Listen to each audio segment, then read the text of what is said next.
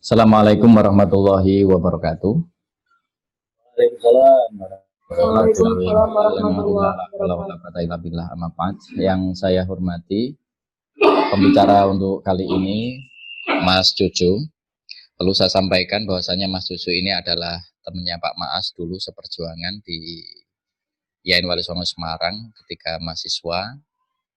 Banyak sekali kenangan yang kita ukir bersama karena kita juga sama-sama aktivis. Hanya saja Mas Cucu lebih kepada profesionalisme dia sebagai broadcaster, dan alhamdulillah saat ini beliau berkenan untuk berbagi ilmu, berbagi pengalaman untuk adik-adik semuanya.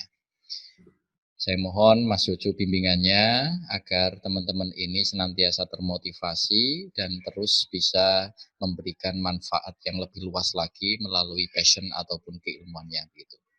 Kemudian yang kedua, tidak lupa yang saya cintai teman-teman semuanya, hari ini kita bisa bertatap muka di sini dalam keadaan sehat walafiat. Kemudian selanjutnya, singkat saja, Mas Jojo saya ucapkan terima kasih ya sekali lagi atas kehadirannya, dan tentu ini menjadi sebuah apresiasi yang harus saya sampaikan. Jadi Kriya Peradaban ini adalah sekumpulan kelompok anak-anak muda yang betul-betul berkomitmen untuk khidmah bagi generasi muda yang lainnya. Harapannya teman-teman aktivis di Kriya Peradaban sebelum menjalankan khidmah di sosial, khususnya di kalangan pemuda, perlu adanya pemantapan terlebih dahulu. Mereka harus ditempa dengan beragam ilmu ataupun pengetahuan dari beberapa pakar di sini. Maka salah satunya saya menghadirkan Mas Jojo Dewaskara gitu.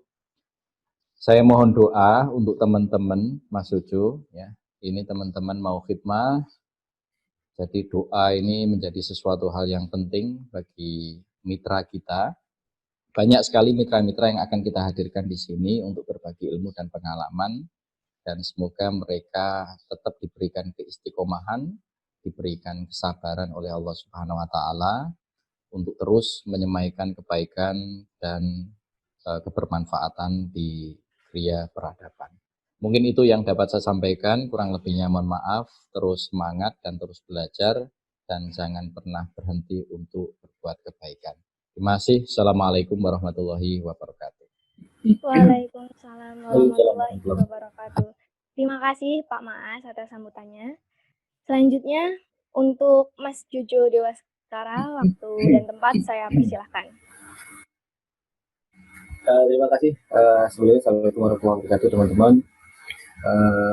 Sudah diberikan kesempatan untuk pada pagi hari ini ya, sharing bersama dengan teman-teman dari Kriya Peradaban. Ya, ini dari mana aja kalau boleh tahu? Kalau saya dari Semarang, Mas. Semarang, Mas Ikhwan dari IAIN Salatiga, dari IAIN Salatiga. Mas Jajang ini dari Jawa Barat ya?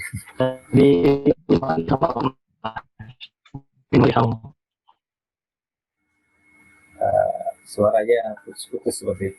Mas Jajang dari UIN Wali Songo, Mas. Wali Songo Semarang. Oke, Yasmin, Mbak Yasmin Kusuma Putri ini dari Boyolali, Mas. Dari Boyolali, oke. Ya, jadi untuk sekian kalinya mengisi acara di internet ini ya.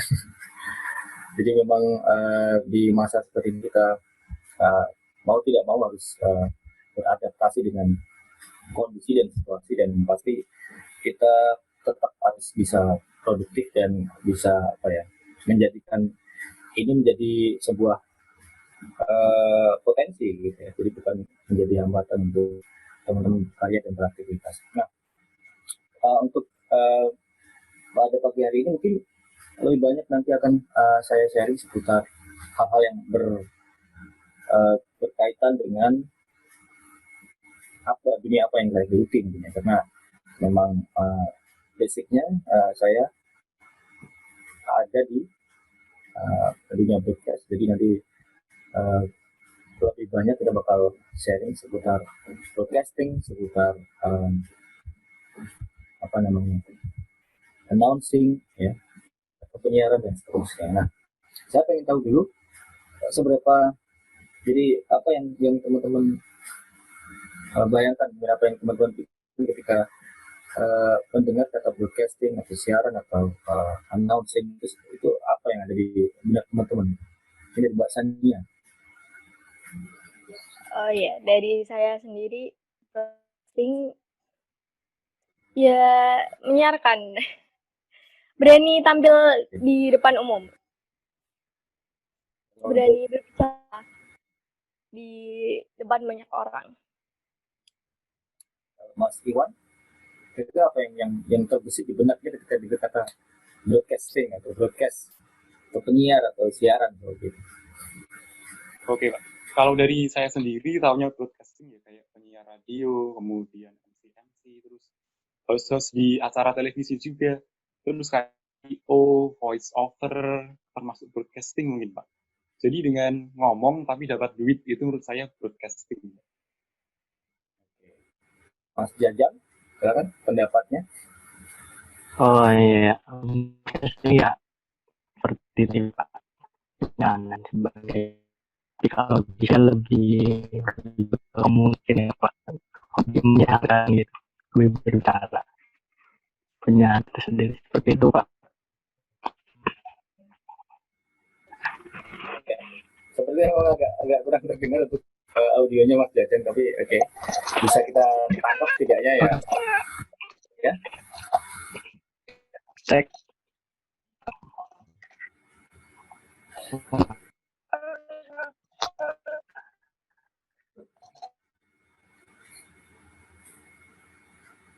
Ya, oke, untuk Mbak Yasmin. Kalau menurut saya kalau menurut saya broadcasting itu ada beberapa kolaborasi ya Kak, keterampilan. Nah itu keterampilan yang harus dikuasai dalam broadcasting atau penyiaran itu salah satunya adalah IT, kemudian keterampilan berkomunikasi dengan orang lain dan juga kemampuan publik. Untuk Mbak Putri yang bergabung, kalau dengar kata broadcasting atau siaran atau penyiaran itu apa yang ada yang terbesit di kepala Anda?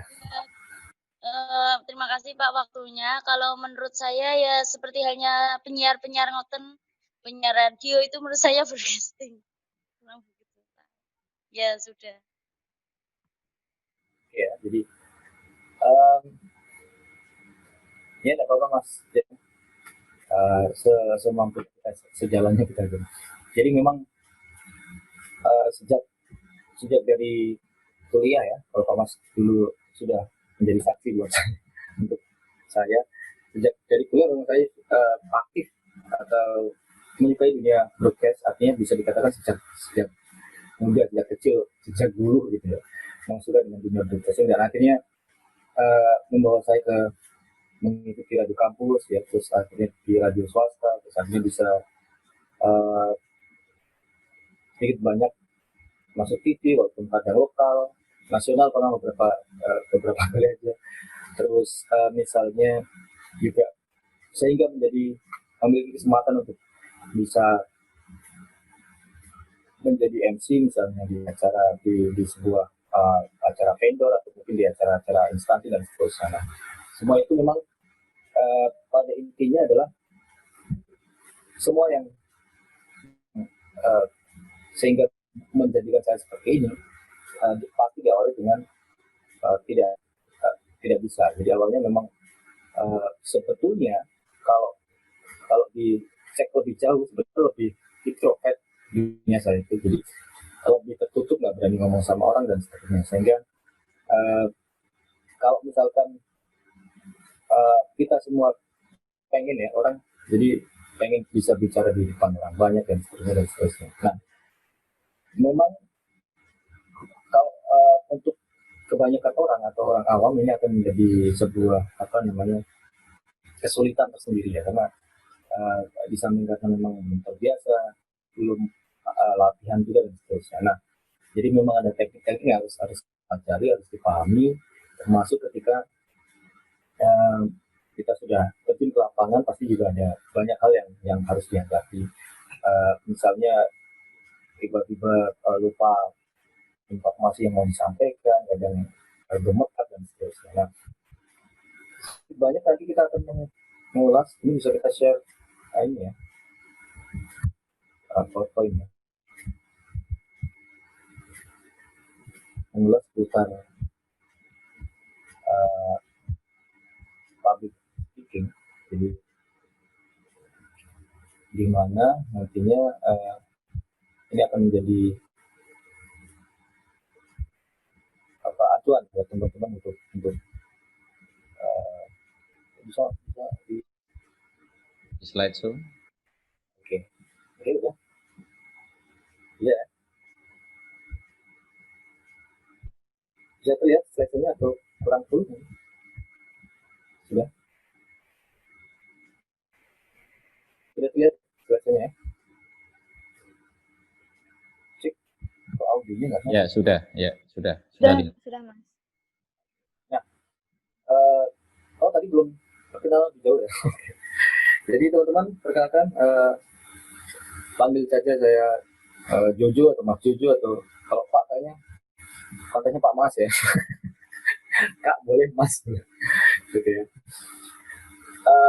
Jadi untuk sosial media, kalau teman-teman mau lebih jauh, misalnya mau mengikuti, mau tanya, mau input, silakan di search aja di video sekali. Dan saya punya satu grup di Facebook ya, Public Speaking Indonesia, dan ini semakin kesini udah semakin lumayan banyak yang gabung, dan banyak dari teman-teman dari seluruh Nusantara juga. Jadi nanti bisa berkembang di situ kalau pengen lebih jauh ya, dari seputar public speaking. Nah, di sini nanti saya lebih karena basically broadcasting ya, announcing atau penyiar radio seperti itu, nanti akan lebih banyak kita berbicara. Ini tadi slide terakhir semua.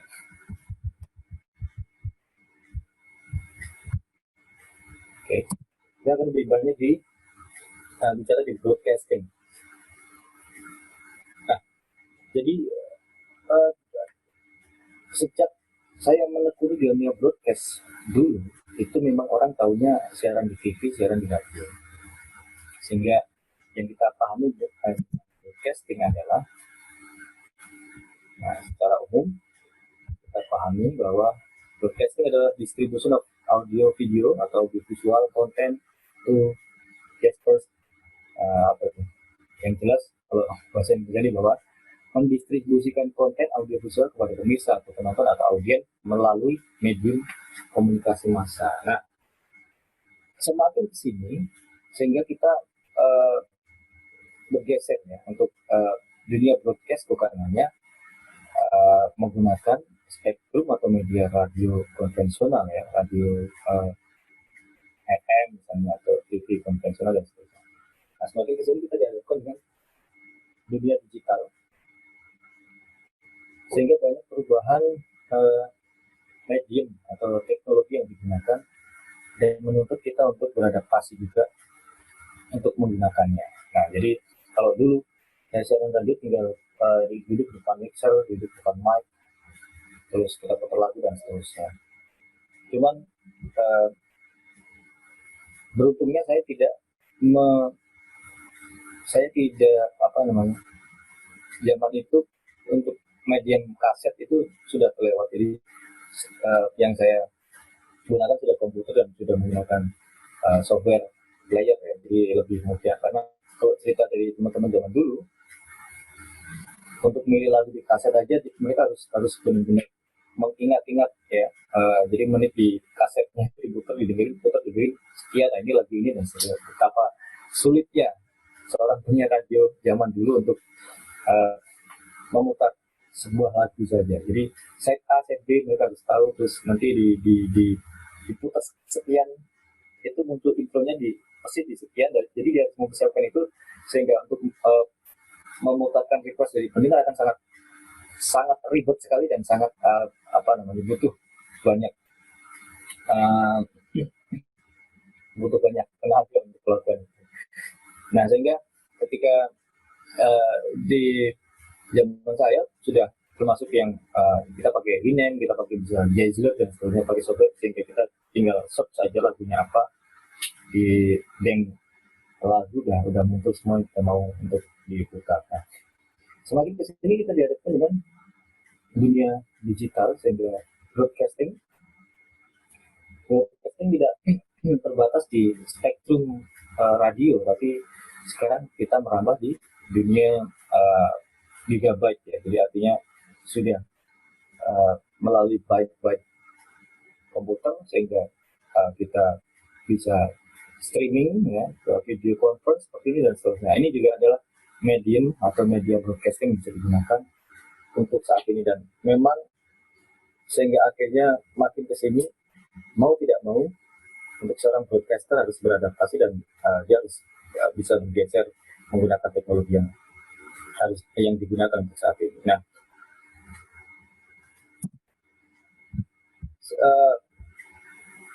untuk medium yang kita gunakan memang bergeser, gitu ya. Tapi untuk setidaknya untuk skill atau untuk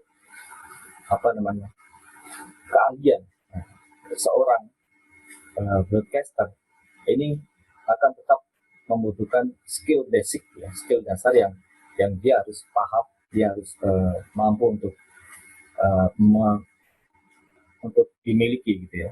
Yang pertama adalah public speaking skill ya, atau keahlian untuk bicara di depan umum. Yang kedua adalah announcing skill. Nah, ini nanti kita bahas satu-satu seperti apa. Jadi ada kalau teknologi bergeser, tapi untuk keahlian ini tidak bisa digeser, karena skill seseorang ini tidak akan pernah bisa digeser dengan orang lain, karena setiap orang memiliki keunikan tersendiri, setiap orang memiliki personality yang berbeda, sehingga untuk menjadi seorang yang berprofesi sebagai public speaker atau announcer ya, mereka harus memiliki karakter yang kuat, mereka harus memiliki personality yang kuat. Nah, kita coba bahas satu persatu. Untuk public speaking skill itu apa aja yang ada di dalam kerangkanya. Nah, seorang public speaker ya, kalau disederhanakan, kalau kita lihat seorang public speaker, dia bisa bicara di depan umum, dia terbiasa menghadapi banyak orang dan seterusnya. Yang terlihat dari mereka adalah confidence, encouraging, dan inspiring. Ya. Setidaknya ada 3 potensi dasar ya, yang harus kita miliki, yaitu kita percaya diri. Ya. Encouraging itu memberikan semangat gitu ya. Jadi seperti memberikan menyebarkan energi pada audiens. Yang ketiga adalah inspiring. Jadi ketika teman-teman menjadi seorang public speaker, setidaknya tampillah secara percaya diri. Jadi sepanjang kita itu tampil dengan ragu-ragu, tampil dengan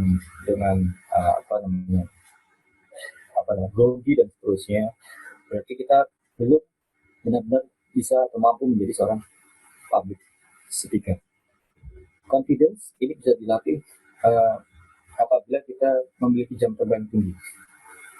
Misalnya Pak Mas kan setiap hari ngajar, jadi semakin lama, mungkin awal-awalnya mungkin agak grogi gitu ketika ngajar, tapi lama-lama semakin kesini setiap hari ngajar, sehingga sudah pasti untuk rasa percaya diri dan tidak akan pernah grogi lagi, walaupun misalkan tidak benar-benar nyiapin materi, nanti bisa gampang aja ngomong di depan audiens seperti apa, karena ini sudah terbiasa. Jadi jam terbang itu sangat menentukan, jadi membuat kita semakin percaya diri, membuat kita semakin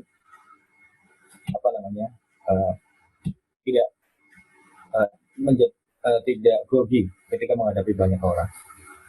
Encouraging, jadi kita sebagai seorang public speaker harus penuh semangat. Nah, ketika teman-teman berhadapan dengan audiens, entah secara online atau secara offline, ketika kita hanya terlihat biasa-biasa aja, kita hanya lihat sosok gitu, jadi seperti seperti orang-orang normal aja, itu artinya kita belum bisa atau belum terlihat menjadi seorang public speaker yang baik. Jadi kita harus benar-benar yang memiliki semangat yang harus bisa diterima atau bisa terbagi kepada audiens, sehingga audiens juga menjadi antusias untuk mendengarkan kita. Yang ketiga, inspiring. Jadi seorang public speaker harus bisa memberikan inspirasi. Jadi dia walaupun ya, kalau kita misalkan kita lihat seorang komik atau stand up comedian, walaupun mereka memberikan informasi yang cuma buat hiburan dan lucu-lucu aja, inspirasi yang bisa kita dapat apa dari seorang komik yang tampil itu, pasti ada inspirasi yang kita kayaknya orang ini begini, jadi saya bisa mengambil inspirasi dari dia untuk menjadi seperti ini dan seterusnya. Nah, orang-orang yang memiliki 3 dasar, ya, paling dasar ini, confidence, encouraging, dan inspiring, dia akan menjadi seorang setidaknya dia akan menjadi seorang public speaker ketika akan menambah lagi misalkan jam terbangnya, ya, deliberate practice, ya, latihan, misalnya sering latihan di depan kamera, di depan teman-teman dan seterusnya. Ini akan meningkatkan skill dasar kita sehingga kita bisa menjadi professional public speaker. Nah, selanjutnya adalah yang kita bahas, ada quote dulu. Jadi, you can speak well, your tongue can deliver the message of your heart. Jadi ini dari John Ford. Jadi kalau kita bisa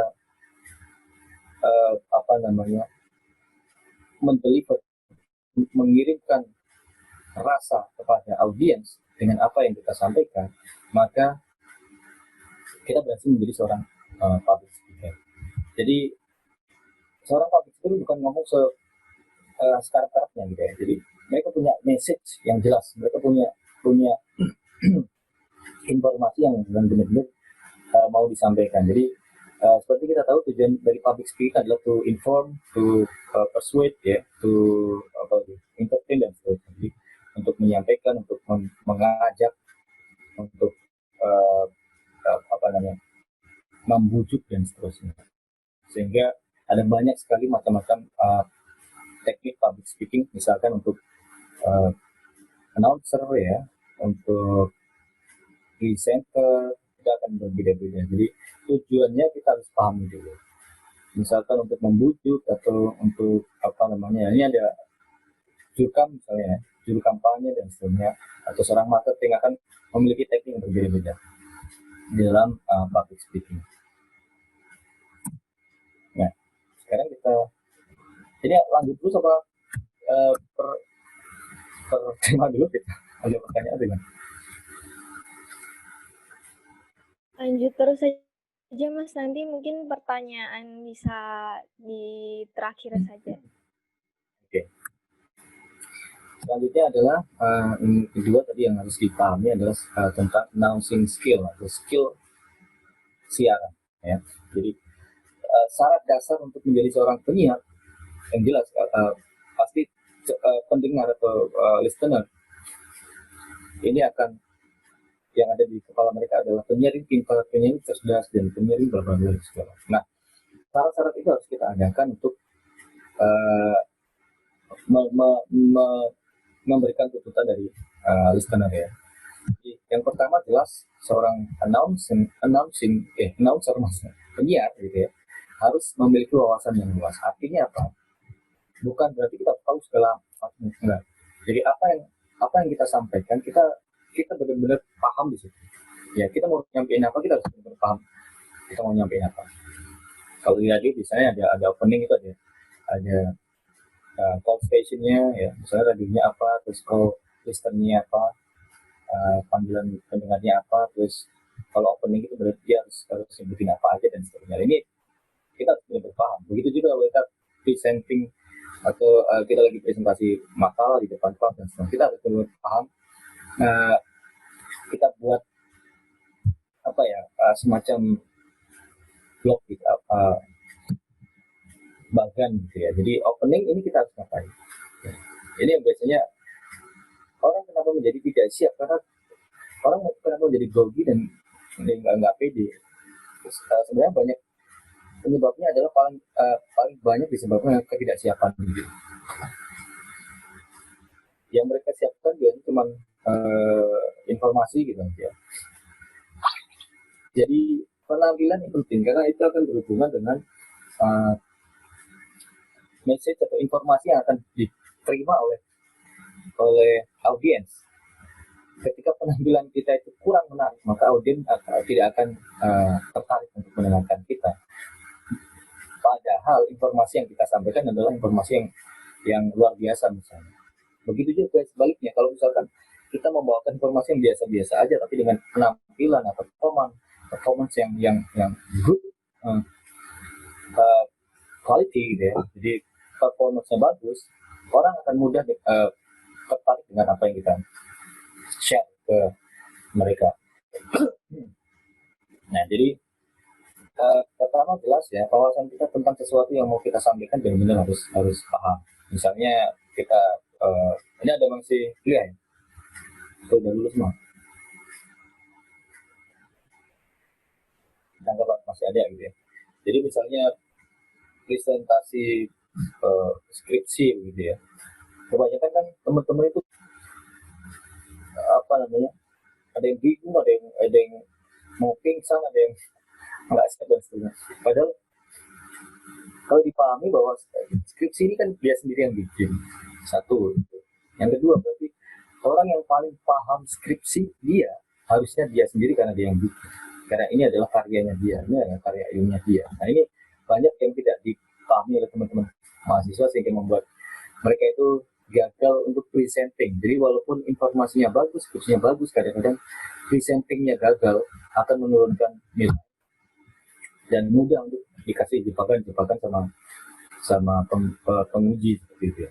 Nah, teknik itu yang saya gunakan dulu karena waktu kuliah itu skripsi saya paling tipis ya. Jadi saya tanyakan sama dosennya, minimal berapa itu? Misalkan 50, itu skripsi saya 52 lembar. sudah lengkap itu semuanya. Oke, jadi saya praktekkan menggunakan teknik public speaking. Saya mencoba untuk membuktikan bahwa ketika kita menguasai teknik public speaking, maka orang akan terpengaruh dengan apa yang kamu sampaikan. Jadi mereka akan mudah tertarik dengan apa yang. Jadi the most important is you. Jadi public speaker itu yang paling penting adalah the center point-nya adalah kita, siapa yang bicara. Jadi nanti apapun yang dia bicarakan, kalau dia kuat karakternya, dia akan didengarkan. Nah, dengan skripsi yang minimalis dan pembahasan yang minimalis dan seterusnya, bahkan buku-buku referensinya juga nggak terlalu banyak, tapi dengan ketika kita mau menjelaskan dengan baik bahwa saya menampilkan bahwa saya orang yang benar-benar paham skripsi saya, itu yang saya tampilkan kuat ke dosen-dosen tinggi. Jadi otomatis saya harus bertanggung jawab dengan itu. Jadi saya harus bisa membuktikan bahwa saya benar-benar paham dengan skripsi saya, dan dari pojok atas, pojok bawah, semuanya saya paham. Nah, yang kedua juga kadang-kadang itu teman-teman ketika disebutkan berwawasan luas, kadang terlalu luas wawasannya, jadi malah membuat bingung. Nah, di sini kan pentingnya batasan atau border. Nah, kita mau nyampein apa ya sudah itu. Ya, makanya ini penting sekali untuk membuat mapping gitu ya. Misalkan saya menyampaikan waktu itu skripsi saya keguruan, jadi mengajar fisika di kelas menggunakan software sederhana seperti ini. Nah, ya sudah, saya membahas seputar itu saja. Ya, seputar materi yang ada di situ, seputar babnya, seputar softwarenya, segala macam. Sehingga ketika dijebak sama penguji, saya langsung bantah karena itu adalah skripsi saya. Tuh. Saya tidak membahas soal itu, Bu. Saya langsung berhenti. Oke, itu saya cuma ngetes aja, Mas. Tapi jangan dikurangkan di poin saya, karena saya tidak membahas itu. Nah itu, karena ini namanya sidang, ya kan? Maka kita harus mempertahankan argumen kita. Karena ini sidang. Kalau teman-teman dikasih pertanyaan, misalnya kan kita nyuri sendal, terus dikasih pertanyaan nyuri sepatu loh, tetap jangan pernah mau ngaku, karena saya nyurinya sendal bukan sepatu, kan seperti itu. Nah ini hal sederhana seperti itu, kalau orang-orang awam yang tidak mempersiapkan diri untuk mempelajari teknik public speaking, maka akan banyak sekali jembatan yang bisa diarahkan kan, sehingga dia akan terjebak dan semakin membuat tidak pede dan semakin mengurangi rasa percaya diri, sehingga kadang-kadang setelah ujian skripsi atau setelah presentasi malah jadi semakin introvert, malah menjadi semakin. Nah, itulah pentingnya public speaking, bahwa semua orang, kita semua perlu belajar public speaking, karena ini akan menampilkan sosok kita di depan banyak orang. Jadi bukan hanya karena kita mau pidato atau mau broadcasting atau mau siaran, tapi ini akan memberikan personality yang kuat, karakter yang kuat di depan banyak, di depan orang. Jadi kalau saya artikan bahwa public speaking itu bukan kita belajar ngomong, tapi it's about building karakter, membangun karakter seseorang.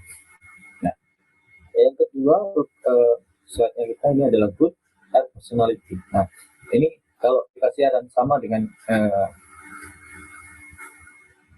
orang yang pidato di depan orang langsung, ya, karena kita punya at personality, atau kalau di dunia public speaking itu adalah karakter tadi, ya. At personality, sehingga misalnya kita siaran di TV atau siaran di radio, kita harus memiliki personality yang kuat, sehingga orang ketika mendengarkan suara kita itu langsung tahu ini bahwa ini yang siaran ini, dan biasanya seperti apa, personality seperti apa, ini akan dirasakan langsung oleh audiens, akan benar-benar yang bisa sampai ke hati atau ke kepala mereka. Terus selanjutnya harus didukung dengan good vocaling technique. Nah, jadi ada banyak teknik-teknik yang harus dipelajari memang di dunia penyiaran, misalkan artikulasi, ya, misalkan intonasi, kita harus naiknya seperti apa. Dan ini juga perlu untuk orang umum untuk mempelajari hal semacam ini, karena ketika kita bisa bicara yang menarik, misalnya ketika kita bisa bicara yang on the beat gitu, ya, bisa nggak lempeng-lempeng aja, ini akan lebih menarik orang untuk mendengarkan. Jadi banyak mempelajari, dan itu banyak sekali kalau teman-teman mau di internet, atau mungkin atau di mana-mana ada informasi semacam itu. Jadi semacam artikulasi, intonasi, terus power kalau kita ngomong itu, kalau on air itu nggak boleh lemes gitu, ya. Jadi kita harus seperti apa kondisinya, dia harus siaran harus powerful, bukan teriak-teriak, ya. Jadi biarpun suaranya rendah, tapi itu terdengar jelas per suku katanya. Jadi bukan hanya kata saja, itu per suku kata. Jadi sampai ke suku katanya. Karena itu akan berakibat ketika teman-teman on air, misalnya radio ini kan ini kan selintas. Jadi orang dengar saat itu juga, setelah itu besok mungkin nggak dengar lagi. Ketika kita on air ada kesalahan, maka akan sulit untuk dirawat. Ya, karena ketika kita rawat, bisa orang yang mendengarkan kesalahan kemarin itu nggak dengar lagi. Beda dengan media, koran, dan seterusnya, yang bisa besok tampil tayang lagi, bisa rawat yang salah. Jadi tuntutannya memang zero error, ya, untuk tampil di TV atau tampil di siaran di radio, memang harus zero error. Jadi harus memiliki good vocal teknik yang benar-benar jelas, clear, clarity-nya, ya, artikulasinya, powernya, dan seterusnya.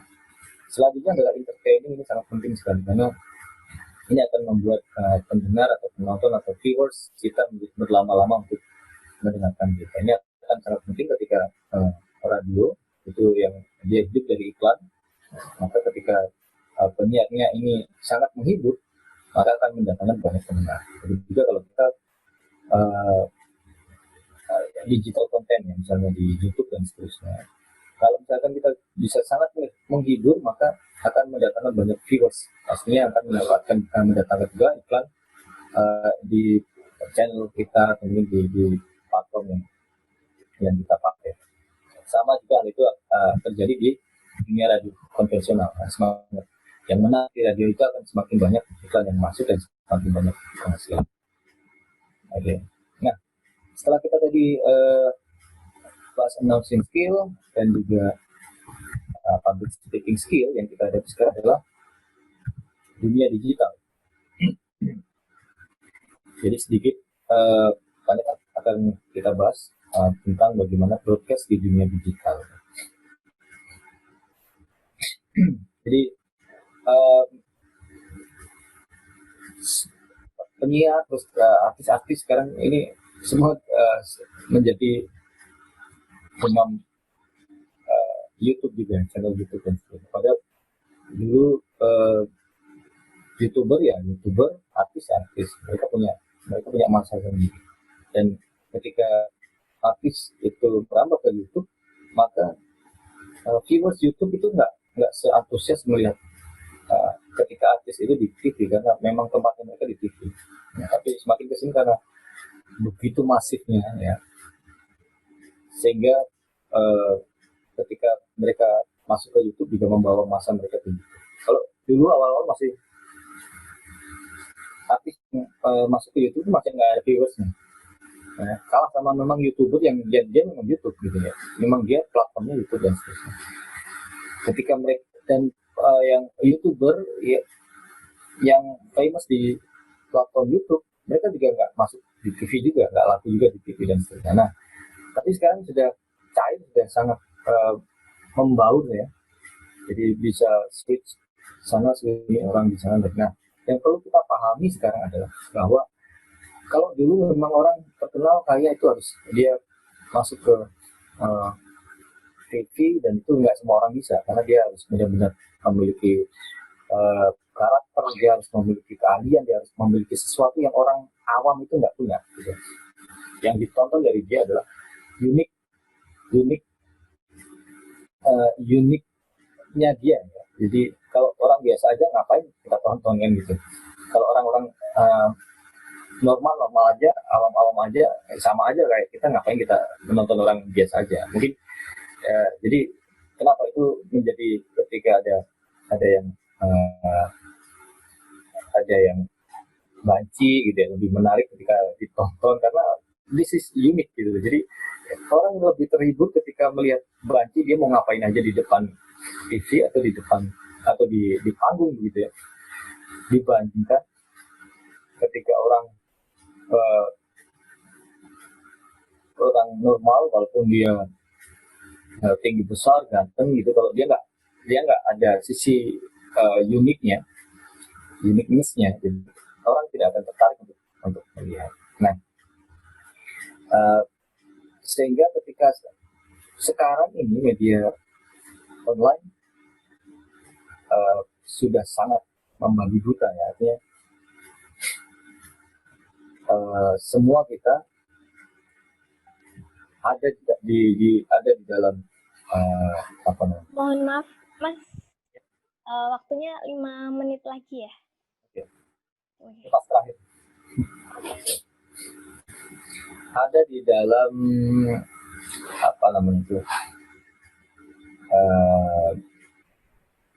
Bisa dikatakan masyarakat digital seperti itu. Nah, sehingga tantangannya adalah ketika semua orang ini berada di dalam platform yang sama, maka apa yang harus dilakukan? Karena ini semua orang mendapatkan hak dan kesempatan yang sama. Jadi semua bisa mengakses platform gratis itu, ada YouTube, Instagram, Facebook, semuanya gratis. Nah, sehingga tapi di sini kondisinya ada yang mereka bisa kaya raya. Oke, sama ketika kita berada di dalam ada bisa di masyarakat itu memanfaatkan potensi lingkungan yang bisa jual atau jual beli sesuatu yang dia bisa dapat duit, tapi kita yang berada di komunitas yang sama tidak mendapatkan apa-apa. Nah, ini tantangannya untuk teman-teman milenial saat ini yang memang ini adalah masanya, ini adalah waktunya untuk semua orang berada di situ, sehingga kita harus tahu potensi yang bisa kita kita munculkan di ini. Nah, yang pertama yang harus dipahami the right platform. Teman-teman harus memilih platform yang tepat yang sesuai dengan yang you bisa di. Misalkan, aku bisa di Instagram, misalnya, udah pakai. Aku bisa di Facebook, misalnya, bisa AdBreak, karena AdBreak jadi Facebook juga punya video seperti YouTube yang dia bisa mendapatkan iklan juga yang bahkan ini malah lebih besar daripada pendapatan di YouTube. Cuma memang kesulitannya adalah di situ harus kita punya fanpage yang followernya atau like-nya itu 10.000 minimal baru kita bisa mendapatkan AdBreak. Beda dengan kalau di YouTube AdSense kita hanya minimal 1.000 subscriber dan 4.000 jam tayang. Nah, tentukan platform yang tepat sesuai dengan kemampuan kita, sesuai yang kita bisa di situ, tapi sesuai dengan yang kita benar-benar ahli di situ. Terus yang paling penting lagi adalah understanding audience, memahami audience kita, penonton kita, viewersnya itu. Misalkan jadi gini, saya punya 2 channel ya, artinya kalau teman-teman yang tertarik di public speaking, saya aja di Jojo Dewascara, yang satunya itu saya di teknologi kan, tutorial apa segala macam. Dan ini dengan skema yang sama, dengan SEO, dengan cara promo yang sama segala macam. Kalau audiensnya tepat, jadi benar-benar ada orang yang memang butuh di situ. Misalkan teman-teman itu seringnya nonton YouTube apa, nah coba kita buat konten yang seperti itu, tapi benar-benar bisa seperti yang kita tonton. Artinya, you kenapa tertarik sama dia misalnya? Misalkan, jadi artinya apa? Ada banyak orang yang seperti kita nonton dia. Nah, berarti ada pasar di situ, ada audiens di situ. Nah, kita harus memahami understanding audience, kira-kira yang disasar ini siapa. Nah, setelah kita paham audiensnya, maka targeted content, kita harus membuat konten yang sesuai dengan targetnya tadi. Oke ya. Jadi target konten itu maksudnya adalah konten kita itu harus sesuai dengan audiens. Artinya kalau misalkan memang ternyata kita itu punya society, punya komunitas yang sama-sama suka misalnya bikin akuarium, ya sudah, kita bikin konten seluk-beluk akuarium. Ya, bisa cara ngelem akuarium, cara bikin karangnya akuarium dan seterusnya. Jadi benar-benar, nah kesalahannya itu biasanya teman-teman yang di digital itu dia mengira bisa bakal kayak gitu. Jadi misalkan ada vlogger, dia cuma gitu aja viewersnya ratusan jutaan misalnya, wah kok ini cuma gini aja kok bisa ratusan kan gitu. Terus lu bikin kayak gitu, nggak bakal bisa, karena nggak bisa seperti itu. Jadi kita harus benar-benar paham yang kira-kira bakal ditonton atau yang kita bisa, kita hobi ya, yang berahli di situ dan orang butuh itu gitu. Misalkan itu tadi akuarium atau mungkin ikan cupang dan sebagainya. Terakhir adalah entertaining kontennya juga harus bisa menghibur ya, seperti itu.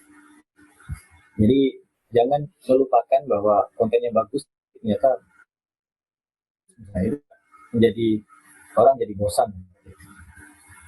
Nah, oke, mungkin seperti itu. Jadi pas ya, memang. Baik, sudah Mas. Ya sudah. Silakan kalau misalnya mau ada pertanyaan dan seterusnya.